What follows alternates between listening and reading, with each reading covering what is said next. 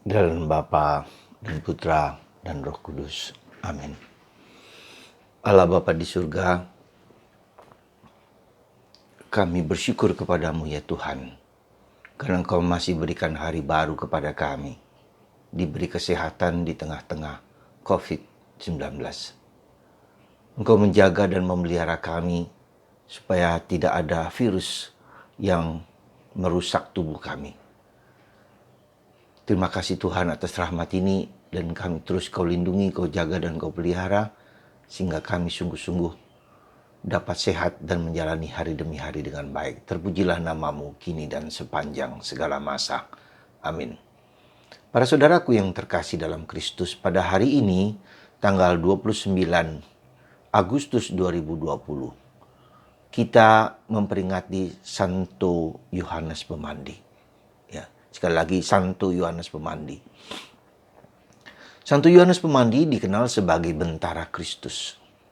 Dia mempersiapkan jalan untuk Tuhan. Dan dia kemudian tidak hanya diminta untuk membaptis Yesus dan menunjukkan orang-orang dialah Mesias yang sesungguhnya. Tetapi dia juga adalah orang yang menunjukkan bagaimana caranya supaya orang dapat menerima Yesus dengan gaya hidupnya. Dan juga kita lihat bahwa dia berani hidup dalam kebenaran dan mengkritik orang-orang yang culas. Ya, maka kalau kita perhatikan dalam pewartaan itu, apa yang dikatakan, dikhotbahkan oleh Yohanes Pembaptis, supaya jalan kehidupan kita itu tidak boleh jalan yang berlekak-liku, ya, jalan yang ke kiri dan menyimpang ke kanan, tapi jalan yang lurus, ya, jalan yang lurus, dan jalan yang kalau ada lubang-lubang harus ditutupi.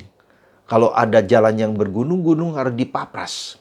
Nah, itulah jalan yang ditunjukkan oleh Yohanes supaya kita bisa menerima Kristus, bisa mengenali Kristus.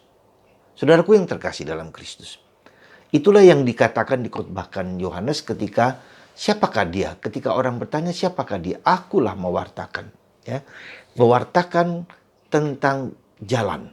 Ya, jalan ke siapa? Jalan ke Kristus. Ya.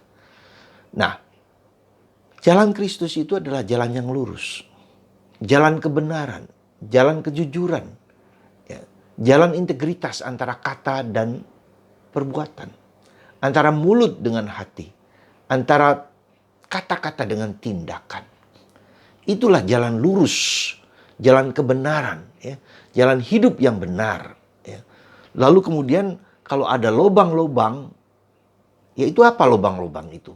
Lubang-lubang itu orang yang minder, orang yang takut, orang yang tidak berani, orang yang penuh dengan kecemasan, orang yang penuh dengan ketakutan, kegelisahan, ya. Orang yang minder. Bisa juga orang yang kalau diberi tugas oleh gereja mengatakan orang yang saya nggak punya bakat, saya nggak bisa, saya nggak mampu, dan seterusnya. Ya. Itulah orang yang penuh dengan lubang-lubang, penuh dengan luka-luka batin, luka-luka hatinya. Dia orang yang merasa tidak berdaya dalam melihat dirinya sendiri. Nah, tetapi juga jalan yang bergunung-gunung, ombak-ombak, itu jalan orang kesombongan, keangkuhan, arogan, merasa diri hebat, merasa diri suci, merasa diri mampu, jadi jalan kerendahan hati, jalan keberanian, dan jalan kebenaran. Dan itulah yang ditunjukkan oleh Yohanes, ya.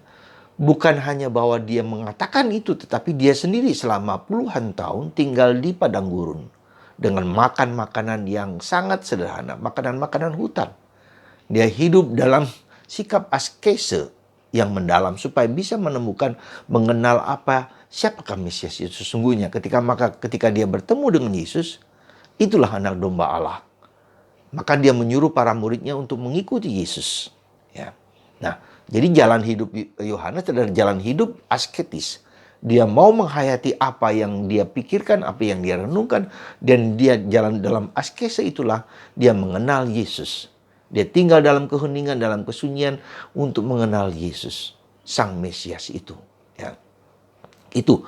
Jadi ketika kita mau mengenal atau menemukan Yesus, mungkin jalan kebenaran harus kita jalankan. Hidup dalam kebenaran, hidup dalam kesucian, hidup dalam kekudusan, ya. Kemudian jalan kerendahan hati, jalan keberanian, ya. Dan itu merupakan nilai-nilai yang harus mau nggak mau harus kita hidupi di zaman yang serba sulit sekarang ini, di mana orang mulai menipu, hoax dengan segala macam kebohongan-kebohongan yang dilontarkan. Orang tidak jujur, tidak mengatakan A dan A, tapi bisa B, bisa C, dan kita melihat dalam dunia medsos sekarang ini, orang bisa menyebarkan kabar gembira apa saja. Dan itu berarti dia tidak jujur dengan hatinya sendiri. Ketika orang tidak jujur dengan hatinya sendiri, maka dia akan diplesetkan, akan dibengkokkan oleh iblis, dan itulah menjadi bentuk penipuan.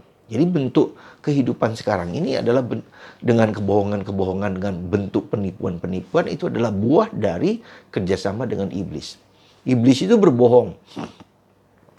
Iblis itu menipu kita, bentuk tipu-tipuan. Nah, itulah sesuatu yang harus kita perjuangkan di zaman ini. Nah, untuk itu maka Yohanes berani mengkritik bentuk kehidupan seorang raja. Jadi kalau rajanya sendiri mencong, Raja Herodes, ketika dia mengambil istri saudaranya, itu hidupnya mencong, hidupnya berantakan, hidupnya ngawur, kacau balau. Nah, kalau pemimpinnya saja tidak memberikan contoh, bagaimana rakyatnya? Maka Yohanes berani mengkritik, engkau tidak layak mengambil istri saudaramu. Ya.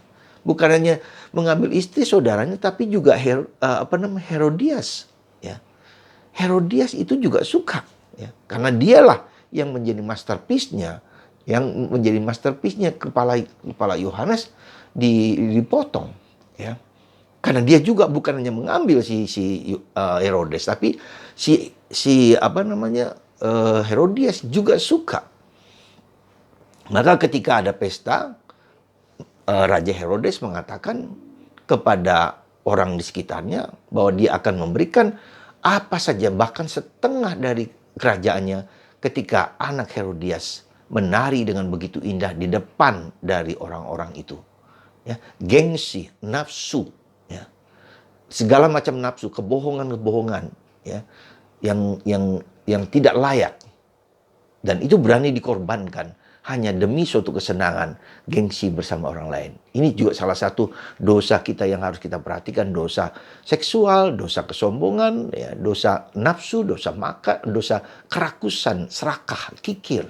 Ya. Jadi 7 dosa itu menjadi pintu dari iblis untuk masuk dalam diri kita, sehingga menghancurkan kita sendiri. Dan itu yang terjadi kemudian ketika Herodias minta kepala Yohanes, maka dipotonglah, dipenggallah kepala Yohanes demi sesuatu dan ditaruh di talam. Bisa bayangkan ketika dipotong, ditaruh di talam, lalu ditunjukkan kepada Herodes.